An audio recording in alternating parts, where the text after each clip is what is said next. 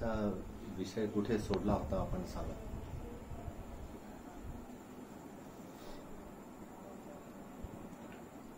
गर्दीतच सोडला. आपण पहिल्या आठवड्याची सुरुवातच करणार होता. आपण कालचा विषय कुठे सोडला होता. गर्दी गर्दीत राहायचं पण आतलं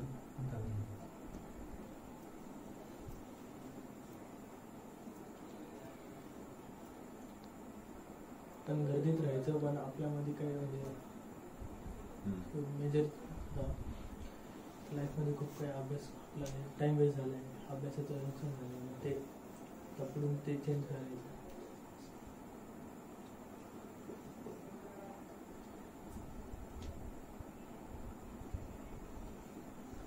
अंतरप्रवासाची गोष्ट अंतरप्रवासाची गोष्ट चालली होती.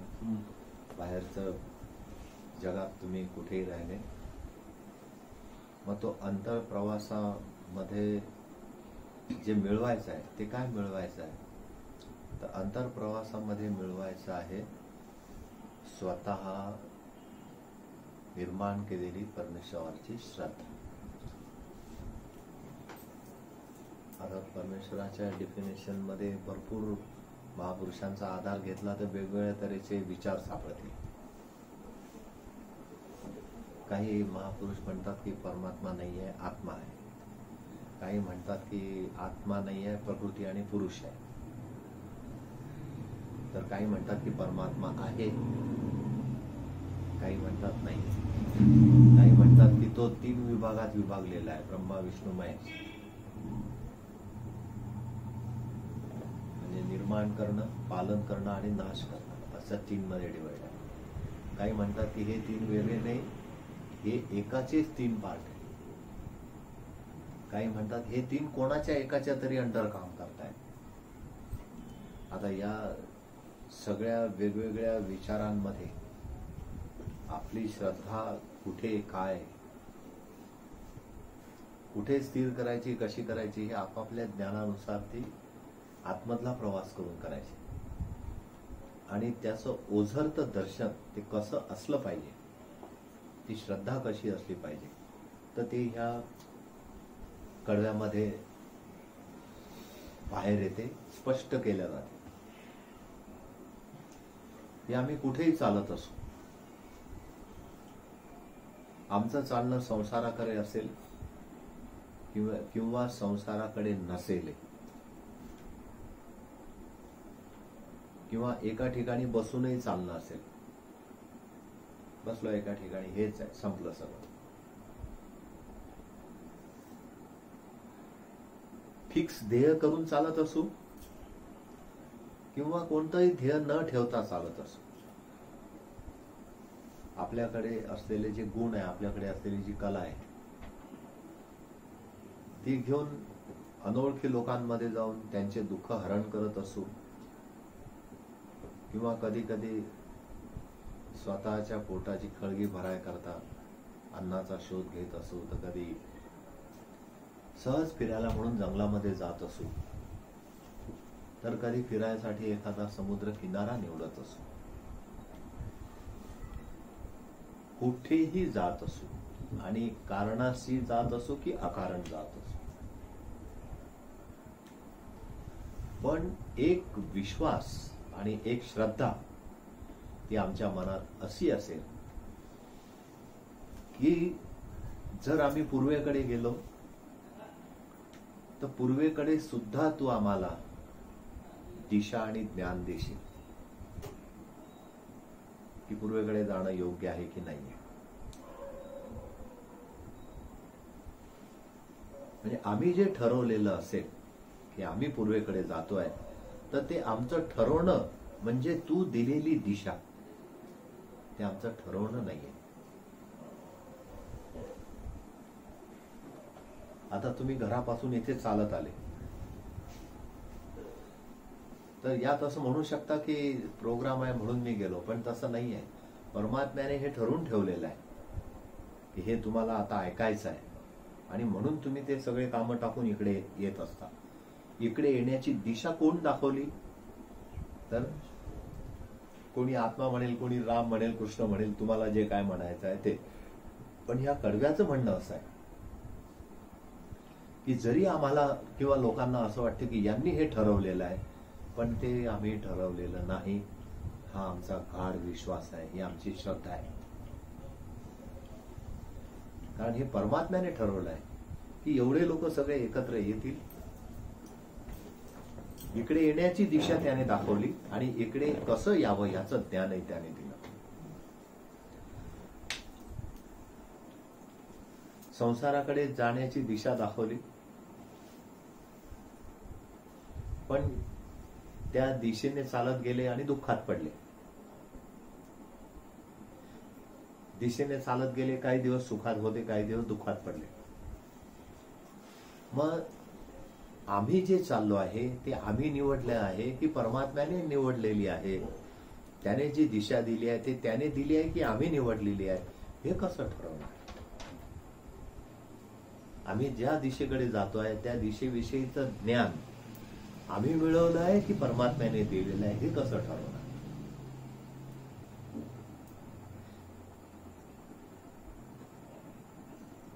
कसं ठरवणार?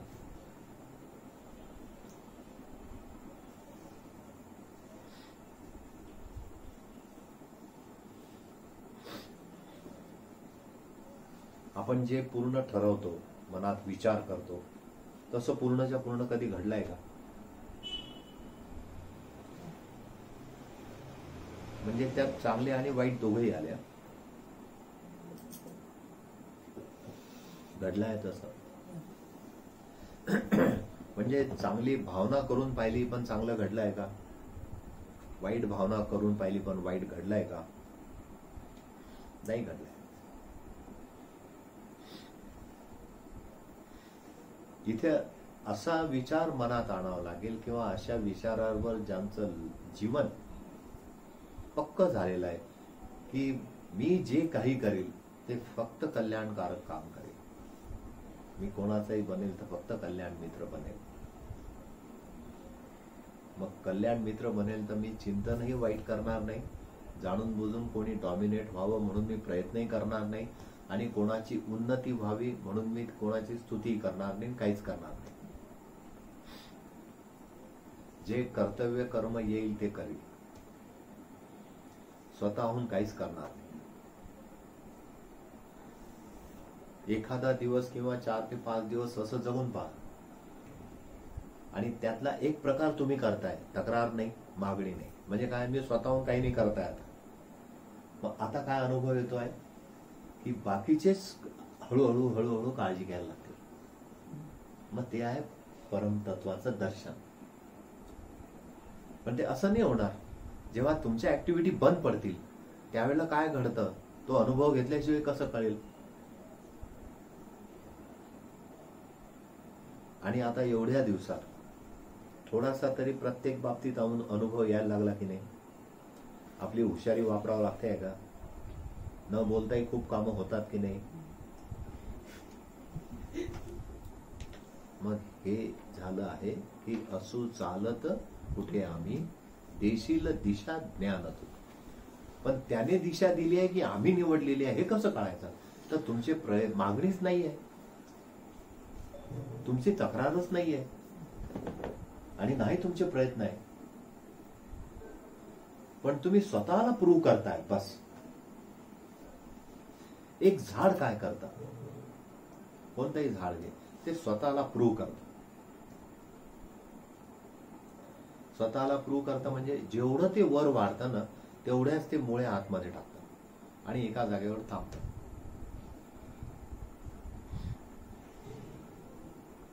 मग त्याला आलेलं फूल त्याच्याकडे लक्ष जातं जेव्हा त्याला फूल येतं. आणि फूल आलं म्हणजे लक्ष जातं. ते कुठे काही असं झाड कधी बोललेलं आहे काय? किंवा एखादं झाड आहे ते कोणाच्या स्वप्नात गेलं, त्याने सांगितलं की उद्या माझ्याकडे खूप फुलं आहे, येऊन तोडून घेऊन जा. लोकांच्या स्वप्नात साप गेलेले आहेत. तिरुपती बालाजीचे स्वप्न काही लोकांना फिरले. देवी स्वप्नात तर कैक वेळा गेलेली आहे, मारुती गेलेले आहे, पण झाडं नाही गेले. तर हे समजायचं कसं की तुमचा प्रयत्न काही नाही. याचा अर्थ काय आहे की तुम्ही काहीच करू नका असं नाही, तुम्ही स्वतःला प्रूव्ह करा.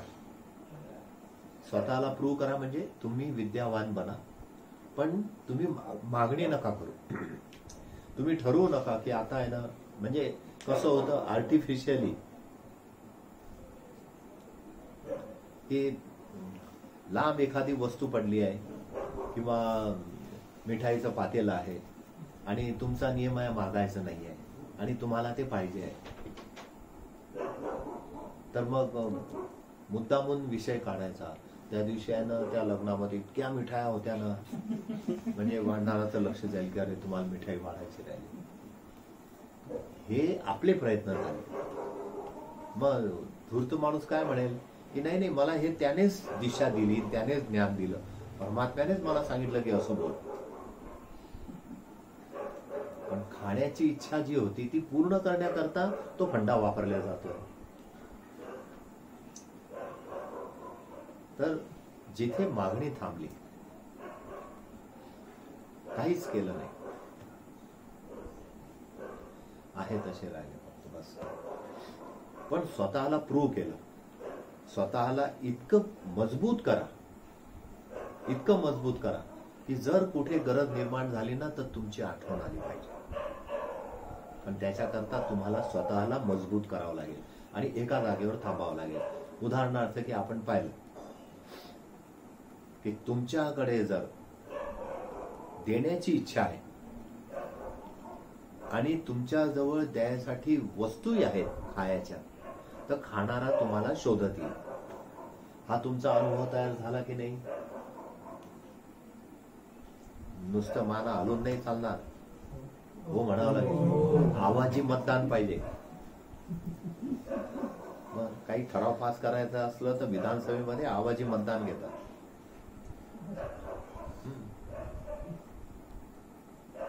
तर ही गोष्ट तर तुम्ही आता पाहिली ना की तुमच्याकडे आहे.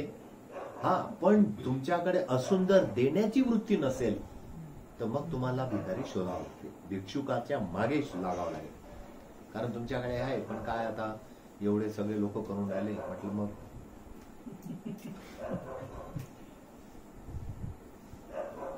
देखो देखी लिया जो घटे काया बडे रोग. दुसऱ्याचं पाहून अंगावर योगी बनले, भगवे वस्त्र घातले, 3 महिन्यातच वजन 2-4 किलोने कमी झालं. एक तर पंचायत झाली म्हणत. तू सांगितलं कोणी होतं तुला योगी व्हायला? म्हणजे आमच्याकडे आले होते, ते इतके शिकलेले होते. म्हणजे काय मजा आहे यांचं व्हायला, आपणही तसंच करू.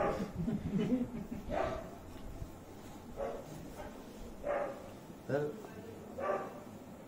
असू चालत कुठे आहे, आम्ही कुठेही चालत असू, पण देशील दिशा ज्ञान तू. पण तो दिशा आणि ज्ञान कोणाला देईल?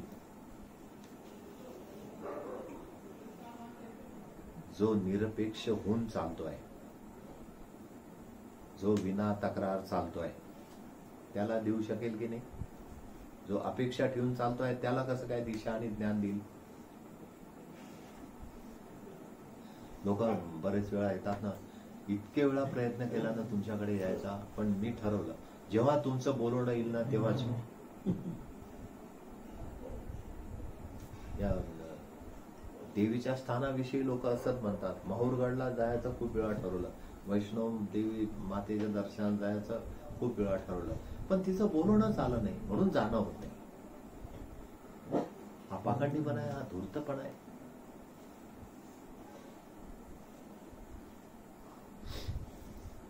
एखाद्या देवीच्या स्थळाची आठवण झाली म्हणतोय मी, हा केली नाही म्हणत. आठवण जर झाली कुठल्याही कारणाने, तर मग अजून काय आमंत्रण पाहिजे तुम्हाला? बॅग उचला बाहेर पडा. मग बॅग उचलत नाही, बाहेर पडत नाही, वरून काय म्हणतात? आता कसं थोडं ऊन आहे ना तिकडे, त्यामुळे जरा मग आता एवढं तर झालं. याच्यावरही माणूस इतका विचित्र आहे ना, तो कारण शोधत राहतो. तो तिकडे न जाण्याचे आधार शोधत राहतो. दरवर्षी जर पंढरपूरला जायचा नियम असेल आणि एखाद दिवशी तुम्ही गावात सापडले त्याच पिरियडमध्ये, तर लोक काय विचारतात, गेले नाही? तर न जाण्यामागची 10 कारणं 10 लोक भेटली तर प्रत्येकाला वेगवेगळं सांगायची क्षमता ठेवतात.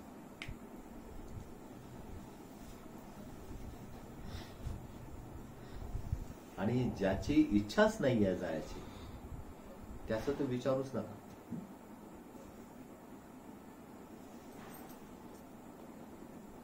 नुसतं म्हणायचं माझं ना जमतच नाही, नाही तर खूप इच्छा असते बरं पंढरपूरला जावं म्हणून, खूप इच्छा असते. कोणी आलं की कीर्तनकार आलं की त्याच्याजवळ हेच बोलायची ती मावशी, माझी तर खूप इच्छा असते पण काय करा, घरचं शेण गौऱ्या दार सारवणं भिंता सारवणं वेळच मिळत नाही. नाही तर असं वाटते कधी कधी कार्तिकीची तरी वारी करावं. आता हे कीर्तनकार यायचे, प्रत्येक कीर्तनकाराला गावात कीर्तन झालं की दूध घ्यायला बोलवलं घरी की त्याच्याजवळ हेच, माझी तर खूप इच्छा असते पंढरपूरला जायची. मावशीला वाटलं मस्त चाललंय आपलं, कीर्तनकार घरी बोलवायचा, वरून तेही लोक म्हणतात हा ना, आणि सगळीकडे कीर्ती मावशीची, मावशीची खूप इच्छा आहे पण काय करा तिचं एवढं आहे ते जातच नाही. आता सगळेच कीर्तनकार काही गोरखनाथ आणि मच्छिंद्रनाथ नसतात. एक कीर्तनकार आला तो होता अडभंगनाथ, त्यालाही मावशीने दूध प्यायला बोलवलं आणि जायला लागला तेव्हा लगेच मावशी, भाऊ तुम्ही किती भाग्यवान आहे, माझी तर खूप इच्छा असते पण माझं जमतच नाही. अडभंगनाथ होता कीर्तनकार, त्याने सांगितलं मावशी काळजी नको करू, उद्याचं पुढे जाणं बंद, तुलाच घेऊन जाऊ, तू तयारी कर, अख्खा दिवस थांबतो तुझ्यासाठी. ते म्हणे नाही भाऊ तुमची दिंडी का बरं थांबवता? म्हणे नाही नाही नाही नाही, उद्या तुझ्यासाठी 50-60 वारकरी थांबले चालतील पण तुला घेऊनच जाऊ उद्या. मावशीची झाली पंचायत. हा की आता हे कुठून अंगाशी आला. बाकीचे कीर्तनकार बरे होते की ते ऐकून निघून जायचे, आता गळ्यातच पडला की इतके वर्ष झाले तुम्ही प्रत्येक कीर्तनकाराला सांगून राहिले. आता बाकीचे कीर्तनकारांनी सांगितलं असेल की तिथे एक मावशी आहे अतिशय श्रद्धाळू आहे पण तिथं जमतच नाही. दूध प्यायला बोलवते, दक्षिणा देते, नमस्कार करते. याने विचार केला आता मावशीला घेऊनच जाईल. तो म्हणे की 50 वारकरी थांबून राहतील मावशी, तू तयारी कर. बाईला टेन्शन आलं की काय पाप झाला. तिला नेहमीप्रमाणे वाटलं होतं की पुढे जाणारे यांना असंच म्हटलं की हे ऐकून घेतील चालले जातील म्हणजे आपलंही काम होऊन जाईल, आणि बाकीचे तसंच करत होते. हा थोडा वेगळा निघाला. हा म्हणे की लेके जाऊंगा तुमको. 10 वाजून गेले. कीर्तनकारांनी निरोप पाठवला, मावशी झाली का तयारी? हा भाऊ आवरते, आता काय एक एक काम तर करावं लागेल ना. नाही नाही नाही तू काळजी नको करू. आता घरातल्या सुनबाईला तर आनंद झाला की बरी जाते पंढरपूर.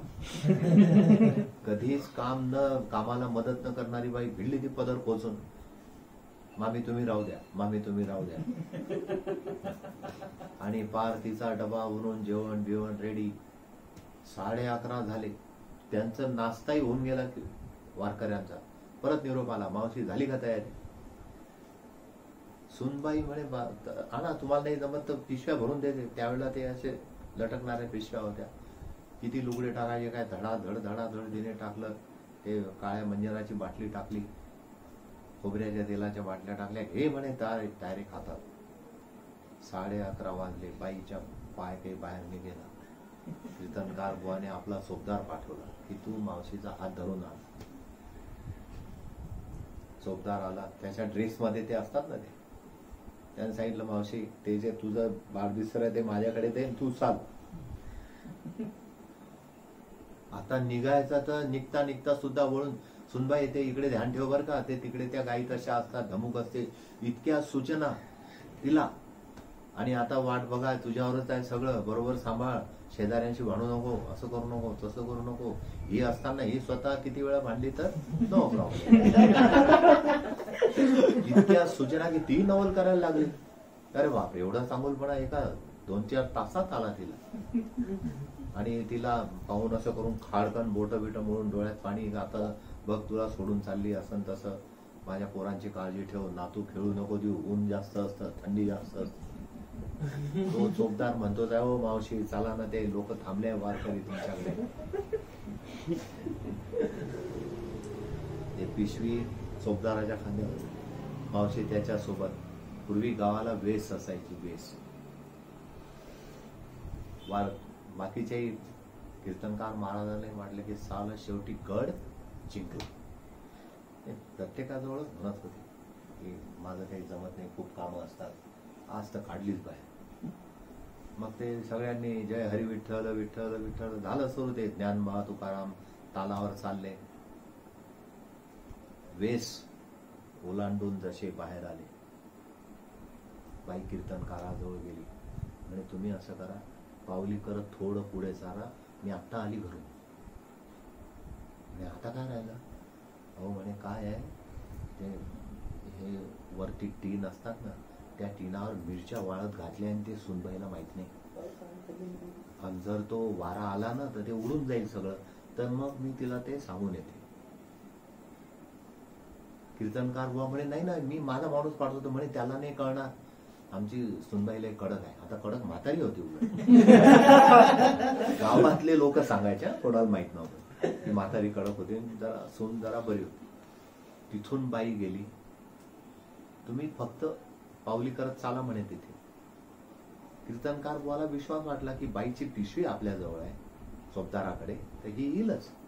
ती जो गेली तर हे दुसऱ्या गावात पोहोचले पण ते आले नाही.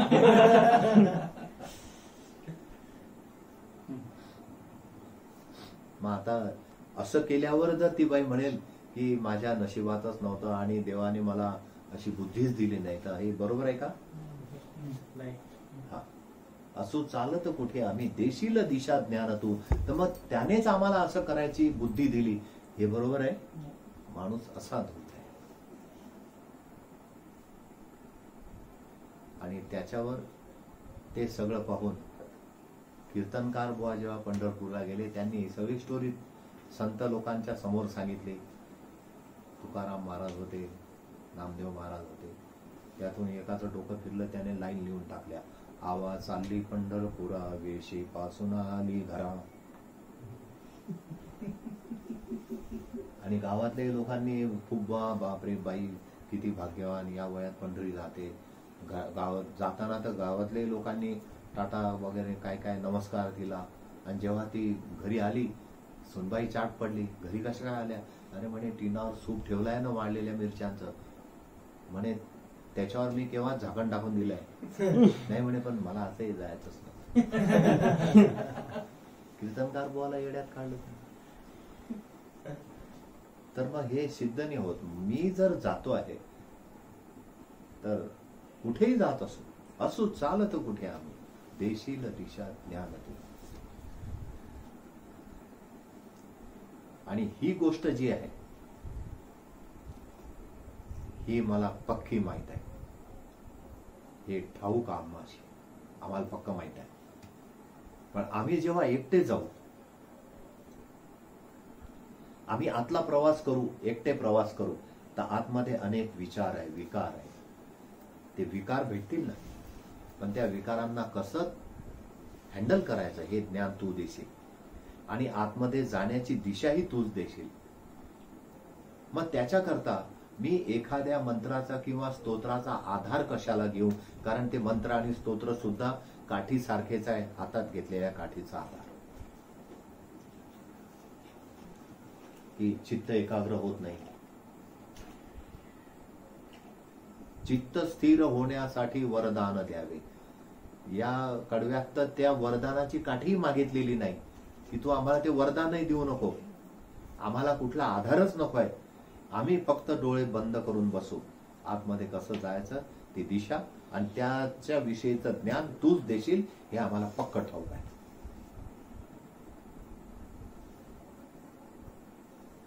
आणि शेवटची लाईन आहे, हाती काठी कशाला? काठी म्हणजे आधार. मग तो आधार कोणाकोणाचा असतो? आता आधार आहे आई वडिलांचा. आई वडील म्हणतात की आमचा आधार आहे, तोपर्यंत तू अजून एक आधार शोधून घे, तो आहे विद्येचा. म्हणजे तुम्ही एज्युकेशन करून घ्या, ग्रॅज्युएशन झालं की आम्ही तुम्हाला बोलायला बरे की आता तुम्ही शिकले, घरात बसून काय करता, कमवा. जोपर्यंत तुम्ही ग्रॅज्युएट होत नाही ना, तोपर्यंत तुम्हाला काहीच बोलणार नाही कोणी. तेवढंच म्हणतील अभ्यास कर, कारण तुमच्या हातात विद्येचा आधार देत आहे, काठी. मग एकदा ती पुरी झाली की मग दुसरी काठी, की तू शिकला, मग तू काय करतोय, तुझं 1 रुपया कमवत नाही. म्हणजे मग दुसरा आधार, म्हणजे आता आमचा आधार सोड, आता धनाचा आधार घे. मग धनाचा आधार तुम्ही घेत राहिले, त्यांना वाटलं की आता याला धनाचा आधार मिळतोय, महिन्याला व्यवस्थित आहे, नोकरी व्यवस्थित आहे, व्यवसाय व्यवस्थित आहे, कमवतोय, की मग ते म्हणतात आता लग्न कर, आता लग्नाचा आधार घे. म्हणून तर माणूस जेव्हा बोलतो ना, आणि त्याच्या बोलण्यामधून जर अहंकार निघाला, तर त्या अहंकाराच्या मागे असतो कोणाचा तरी आधार.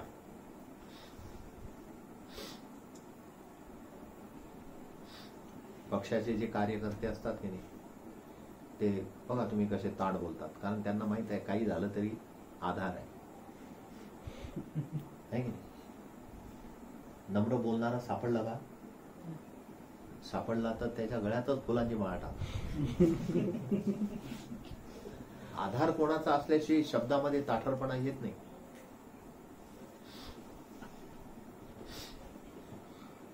आपल्याला काही नाही, आपली ओळख आहे. ओळख आहे म्हटल्यानंतर कोण विचार करतं? ज्याची ओळख आहे, जे काम करताय त्या कामालाच आधार करून टाकतात. मग विद्या पूर्ण झाली, धन मिळवायला लागले की मग विवाहाचा आधार, मग पत्नीचा आधार. मग पत्नीचा आधार झाला की पत्नी आणि पती मिळून, दोघं मिळून मुलाचा आधार. मग मुलांना काय सांगतात, आम्ही काय पागल आहे का तुमच्या शिक्षणावर पैसे खर्च करणारे? तुम्ही शिकाल, पण ते असं नाही सांगत की तुमच्या पैशाची आम्हाला गरज आहे, तुमचं सुख पाहायची इच्छा आहे, बाकी काय. अरे कमाल आहे, म्हणजे आमचं सुख आहे असंच पाहायचं आहे काय? ते म्हणतात नाही, आम्हाला तळमळ तुमच्या सुखाची आहे.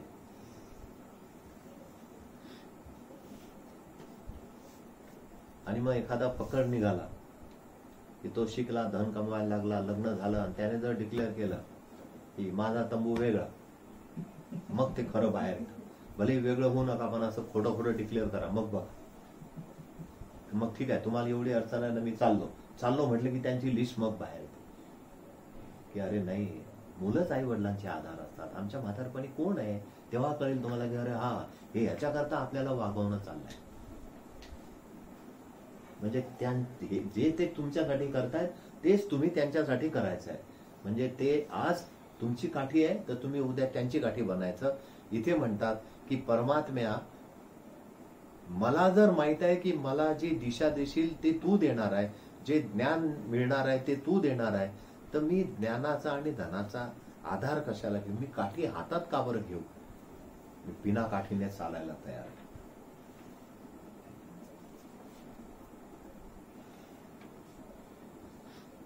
मग ती गोष्ट अनुभवात आली पाहिजे. म्हणून जे 2 नियम आहेत, मागायचं नाही आणि तक्रारही करायची नाही. तक्रार केली म्हणजे काय, आधार गेला तुमचा, मग तुम्ही तक्रार करता.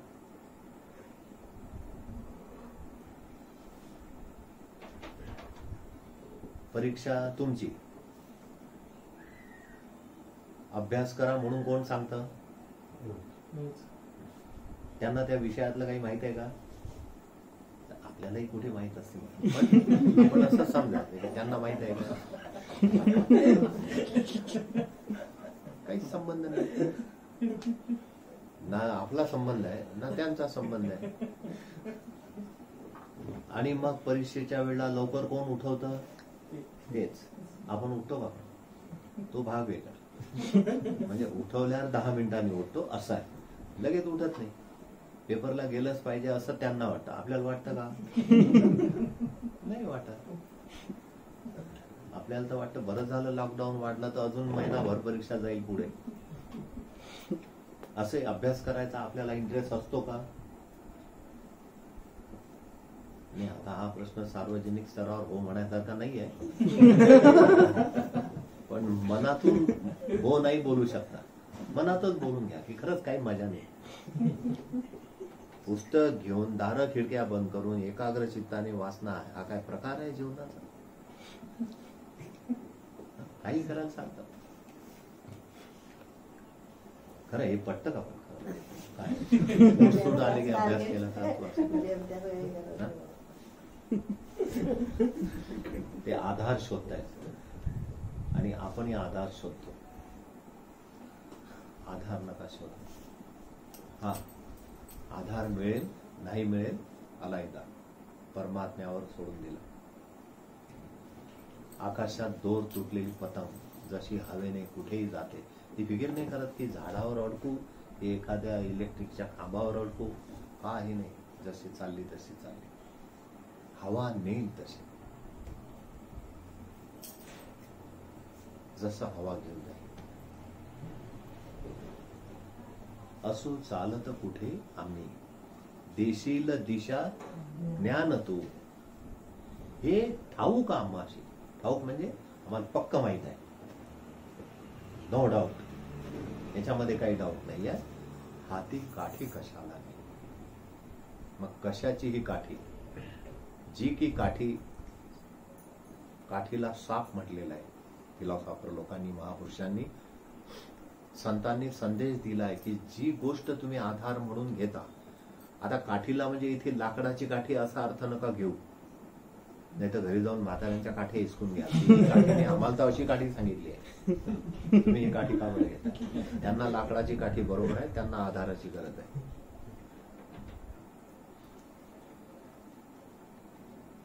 काठी म्हणजे आधार. मग ती जी काठी आहे, जी हातात धरलेली आहे, ती काठी आहे. भरोसा आहे की शिकल्यानंतर नोकरी मिळेल. किती मुलांनी भरोसा केला शिकल्यानंतर नोकरी मिळेल, पण त्या काठीचा साप बनला, तो चावला की नाही. म्हणजे काय झालं की परीक्षा तर पास झाले पण नोकरीच भेटली नाही. एमपीएससी मोठ्या मोठ्या परीक्षा पास झाले, अजून घरात बसले आहेत काही, त्यांना नोकऱ्याच मिळाल्या नाही. काय तर म्हणजे जागा निघाल्या नाही. ज्याचा आधार घेतला होता ती काठीच साप बनून चावते. मग बिझनेस करायचा, नोकरी नाही मिळत तर मग बिझनेस करायमध्ये बिझनेस हातात घेतला की आधार होईल याचा.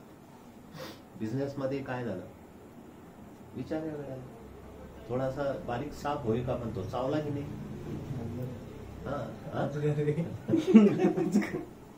हा म्हणजे लोकांनी सामान घेऊन गेले, काम करून घेतलं, बिलच दिलं नाही, आणि वरून सांगतात तुमच्या ह्याच्याने काय होईल ते करून घ्या. कमाल झाली. आधार धरला होता. जी जी गोष्ट आम्ही आधार म्हणून हातात घेतली, तिचा साप झाला, ते सावलं. कोणाचाही आधार घ्या. म्हणून ह्या कडव्याला थोडस समजून घ्यावं लागेल की परमात्म्याचं होणं, परमात्म्यावर श्रद्धा ठेवून तसा विचार येणं की हाती काठी कशाला घेऊ, आणि जाणून बुजून एखादी गोष्ट करणं आणि मग म्हणणं की हा काही आमचा आधार नाहीये. खूप फरक आहे याच्यामध्ये, खूपच फरक आहे.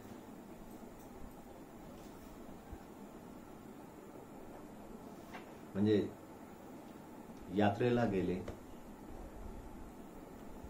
आणि तिकडे सीताफळ, नागपूरकडे गेले तर मोसंबी, गोव्याकडे गेले तर आंबे स्वस्त मिळाले, आणि मग तिकडनं येता येता ते घेऊन आले होलसेल भावात, आणि यात्रेचा खर्च निघेल असं म्हणून इकडे विकून टाकले.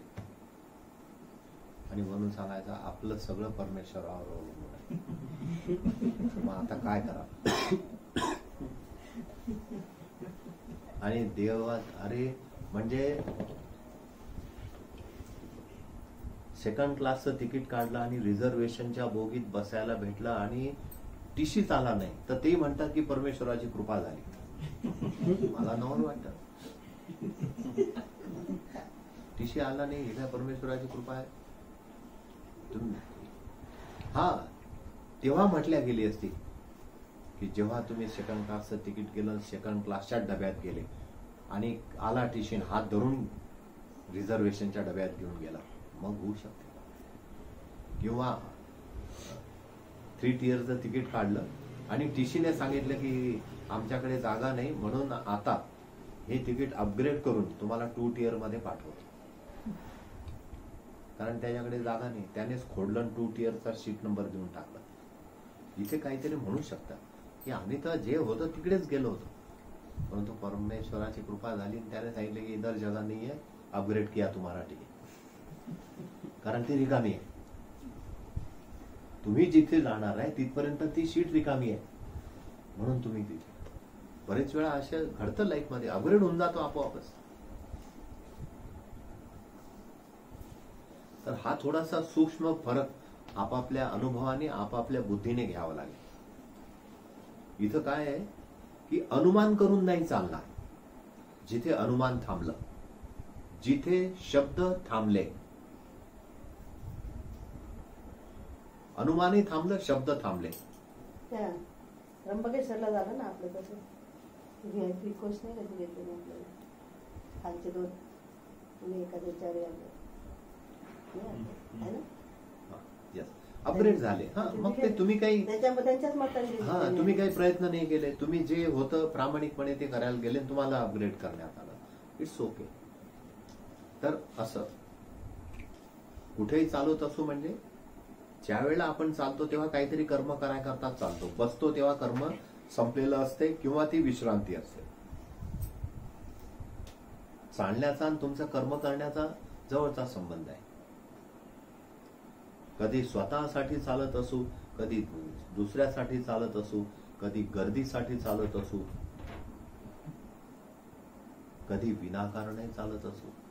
जसं लोक जेवण झालं की फेरफटका मारायला मिळतात, त्यांना विचारा काय करतात, तर ते म्हणते काय नाही, just wandering here and there, काही नाही करत असं. तर ह्या सगळ्या गोष्टी ज्या आहेत ह्या अतिशय सूक्ष्म स्तरावर समजून घेतल्या तरच ते शक्य आहे. हे कडवंच असं आहे की ह्या कडव्याला सूक्ष्म स्तरावर समजून घ्यावं लागेल. बारीक बारीक फरक आहे, तो समजत नाही. सेम ऍक्शन आहे, पण त्या सेम ऍक्शनच्या मागे काय उद्देश आहे तो जोपर्यंत त्या कर्माला पूर्ण करत नाही किंवा त्याच्याविषयी काही बोलत नाही, समजणं अवघड आहे. म्हणून तर पाखंड आणि खरी भक्ती कळतच नाही. कारण सारख्या गोष्टी आहेत. एखादा योगी आणि लहान मुलगा कळतच नाही. कारण लहान मुलाचंही काही कळत नाही तर योग्याचंही कळत, त्याची अवस्था लहान मुलासारखीच असते. पण एखादा पागल आणि योगी कळतच नाही, त्यांची ऍक्टिव्हिटी किंवा अवस्थाही सारखी असते. अतिशय सूक्ष्म आहे हा विचार. पण ह्या विचाराच्या मागे एकच गोष्ट आहे, अतूट श्रद्धा. 24 तास माझं स्मरण आहे की माझ्यावर कृपा छत्र आहे, बस मी चालत राहील. दिशाही तोच देईल, ज्ञानही तोच देईल. पहिलं कडवं आधी ते संपलं, उद्याच्या दिवशी दुसरं.